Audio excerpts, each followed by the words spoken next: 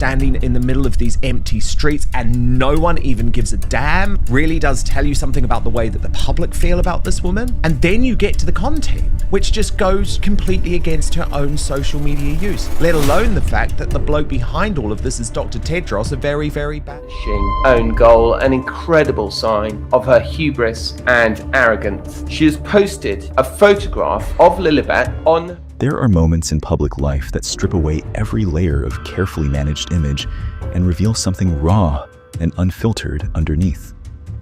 Moments where the gap between what someone says and what someone does becomes so wide, so impossible to ignore, that even the most generous observer cannot look away.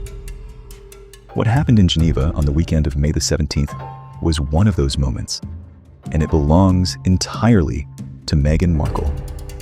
Here is the story, and every word of it is on the record. On Saturday night, the evening of May the 16th, Meghan Markle opened her Instagram account and posted a photograph. The account, which now sits at over 4.5 million followers, showed a closet. Not just any closet, a closet packed with designer clothing, a Giorgio Armani blazer hanging on the rail with the label clearly visible, Dior essence pumps on the floor, Manolo Blahnik heels arranged nearby. Oh, not my personal problem, but why I just think it's incredibly unwise of this couple to do this, is that increasingly at the center of this commercial operation is dozens of additional pieces packed onto the rails behind. One journalist who examined the photograph carefully and did the arithmetic put the value of the visible wardrobe in that single Instagram frame at close to $250,000. $250,000 of designer clothing captured in one social media post, shared with millions of people around the world. And crouched at the front of that frame, in front of all of it, was a 4-year-old child, Princess Lilibet. Red ponytail visible, face turned away from the camera, positioned in front of her mother's designer wardrobe like a prop in a lifestyle shoot. The caption Meghan chose for the image was Mama's Little Helper. Now hold that image in your mind. Because what Meghan did the very next morning is the thing that makes this story so extraordinary. Being parents, again, of young people who have taken their own lives, while at the same time doing the exact thing she claims has led to these deaths. Roughly 19 hours after posting that photograph to millions of people on Instagram, Meghan Markle flew to Geneva, Switzerland, walked into the World Health Organization's headquarters, approached the podium at something called the Lost Screen Memorial, and delivered a speech about the dangers of social media to children. Let that land for a moment. Saturday night, $250,000 designer closet, 4-year-old daughter as the centerpiece, posted to Instagram for millions of strangers to see. Sunday morning, standing before the World Health Organization, telling the world that children must be safe by design, not safe by chance. The Lost Screen Memorial itself is genuinely moving.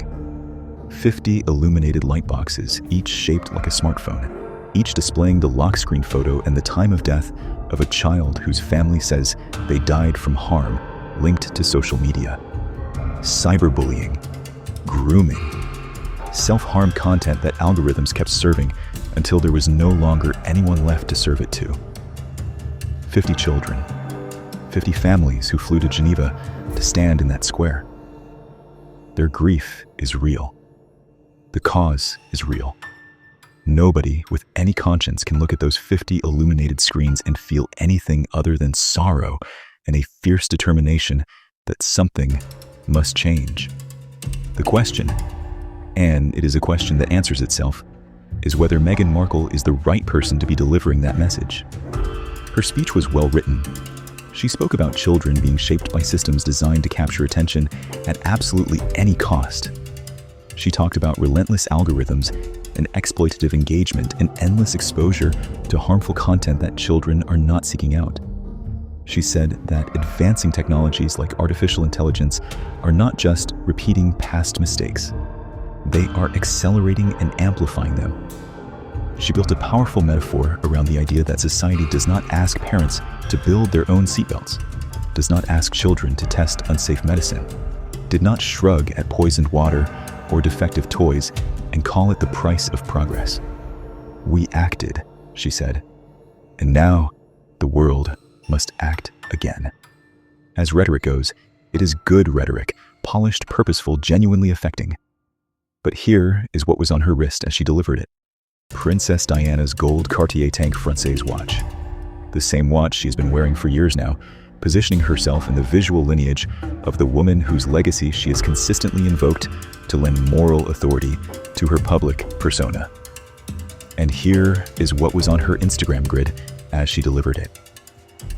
A 4-year-old child, crouched in front of $250,000 of designer clothing, posted to the exact platform she was standing at a podium, telling the world was destroying children. Tom Sykes is one of the only working journalists who actually flew to Geneva that weekend. He had his column published in the Daily Beast at 4:57 on Sunday morning, hours before Meghan walked on stage. His 3-word verdict on the Saturday night photograph was precise and unsparing. The hypocrisy, he wrote, was breathtaking. He anchored his argument not just to the obvious contradiction between the post and the speech, but to something deeper and more specific. The question of what it actually means to use a child's image in this way, even when the child's face is not shown. Did you tell him Sykes first? made a point that deserves to be heard very Oh, that's carefully. nice. Not showing a child's face started does to not blush. prevent that child from What's becoming up a with social my media thing? star. Still got If it. anything, it manufactures something that marketers have a specific term for: a curiosity gap. The deliberate withholding of full identification creates a desire to know more, to see more, to follow more closely. A 4-year-old child cannot meaningfully consent to having her image broadcast to millions of strangers. And the argument that hiding the face constitutes privacy protection, Sykes wrote, collapses the moment you look at what else is in the frame. By reuniting Meghan with Because her the former frame co-stars is for a not spin-off, just a sources family believe photograph. producers could even consider The offering frame Meghan a is a commercial co-executive producer operation. role. The Duchess of Sussex The played Armani paralegal blazer Rachel with the Zane in the label hit visible. series before quitting The acting designer to marry. shoes arranged on the floor. The packed rails of clothing behind. This is the same Armani suit Meghan would wear to the Geneva event. The Instagram post functioning simultaneously as a personal moment and a product placement, with a 4-year-old child as the vehicle that makes the image warm and human and shareable, rather than the cold advertisement it actually is. Royal commentator Richard Fitzwilliams noted something similar on GB News, describing the Sussex habit of photographing their children from the back, so faces are usually not revealed, as very curious, protecting the face while leaving the brand window wide open. The face is protected. The commercial operation is not. And Sykes went further, noting that Lilibet is increasingly the bait, his word, at the center of this commercial operation. The element that draws people in, that drives engagement, that gives the lifestyle brand its human heart. Now here is the piece of the story that most British media coverage has been quietly stepping around. Because this is not just about Meghan, it is about Harry too. In October of last year, Prince Harry sat down with American comedian Hassan Minhaj on his podcast. They were talking about social media. Harry said that social media operates in lawlessness. He said there is no free will on social media as it currently exists. And then he said something that should be required listening for anyone trying to understand the full dimensions of what happened in Geneva. He said that the people at the heart of these platforms want to farm our children's mindset and market it for themselves. He called those people, in his own words, really evil, wicked. The platform Harry was describing when he said those words is owned by Mark Zuckerberg. It is called Instagram. And the Saturday night photograph of 4-year-old Lilibet crouched in front of $250,000 of designer clothing went up on that exact platform 7 months after Harry sat in front of a microphone and called the people running it evil and wicked. Tom Sykes named the contradiction with the precision of a surgeon. The speech in Geneva is the rhetoric. The closet photograph is the reality. Both are on the record. Both belong to the same household. Since Netflix exited as an investor in As Ever, Meghan's lifestyle brand, in March of this year, the brand has had to drive its own traffic. The Instagram account, with its 4.5 million followers and its disabled comments section, sits one tap away from the As Ever storefront. The two accounts, as Sykes noted, work in tandem. And Lilibet, increasingly, is at the center of what makes that tandem function. She is the warmth. She is the humanity. She is the element that transforms a designer wardrobe photograph into something people want to share. She is 4 years old. She did not choose this. The 50 children whose lock screen photographs glow on those smartphone-shaped light boxes in Geneva did not choose what happened to them either. And the families standing in that square who came to Geneva because they lost their children to the exact harms Meghan was speaking about. Their grief is real, their cause is urgent, and they deserve a messenger whose private choices align with their public advocacy. What Saturday night revealed is not that Meghan Markle does not care about children and social media. She may care deeply. The cause may be entirely sincere.